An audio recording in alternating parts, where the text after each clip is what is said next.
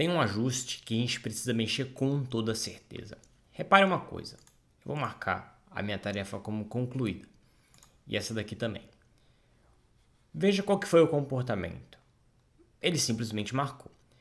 Você concorda comigo que seria muito melhor se a gente tivesse a possibilidade de ter todas as tarefas que precisam ser feitas na parte de cima e as tarefas que foram feitas na parte de baixo?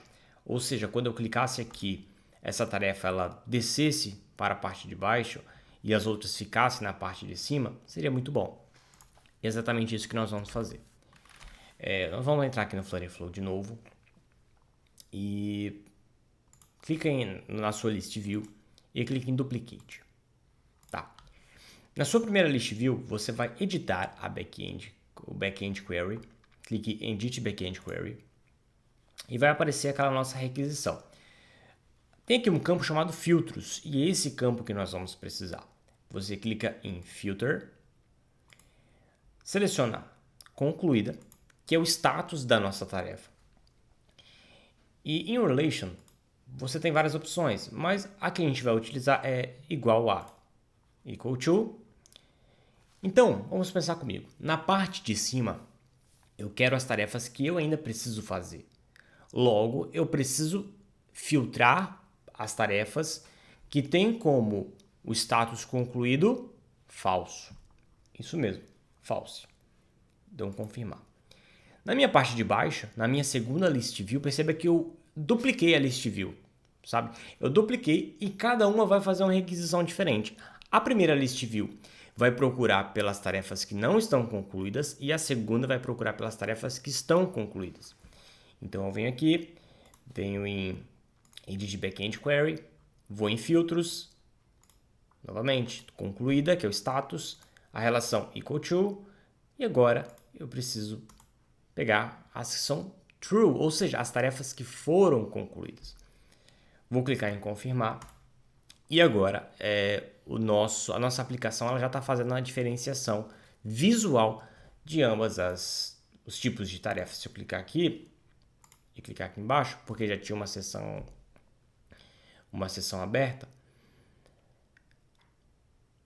eu vou fazer o seguinte, eu vou matar essa seção, porque ele vai me mostrar como que estava antes. Antes estava assim, eu vou matar essa seção. E agora eu vou fechar e agora eu vou abrir novamente, clicando no nosso raio. Então aqui ele vai fazer o que? Ele vai carregar, como vocês já estão acostumados. E nesse caso agora ele consegue fazer essa diferenciação. Então nessa parte de cima é importante que fique as tarefas que nós ainda precisamos fazer, obviamente. E nessa parte de baixo ficarão as tarefas que já foram concluídas, já foram feitas, tá? Clicando em Edit Backend Query. Aqui você teria outras opções também. Por exemplo, você poderia trazer um limite. Então você quer, por exemplo, que fique apenas, não sei, 15 tarefas na parte das que foram concluídas. Das que precisam ser concluídas, você pode colocar quantas você quiser, mas eu quero limitar as tarefas que já foram feitas a 15. Então, quando ele chega a 15, ele para de me mostrar. Por quê? Porque as tarefas já foram feitas. Nós temos que sempre lembrar que os dados de armazenamento, memória RAM e memória interna são limitados. Então, não é legal a gente ficar trazendo listas infinitas de dados. Claro que aqui é um exemplo muito simples, mas imagine que você estivesse desenvolvendo aí um sistema mais robusto. Então, eu coloquei aqui um limite de 15. Então, aqui ele só vai me retornar 15 tarefas como limite. Mas, no momento, nesse contexto, não vai fazer tanta diferença. Então, agora, ele vai carregar o nosso teste. E agora a gente vai ver como é que ficou. Pronto, ele já está fazendo a diferenciação.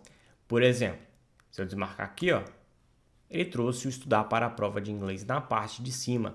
Se eu desmarcar, vai ficar tudo assim. Então, vou marcar, por exemplo, que eu já gravei as aulas. Então, as aulas, elas descem para a parte de baixo. Olha, então o nosso comportamento está muito bacana e era mais ou menos isso que a gente queria mesmo.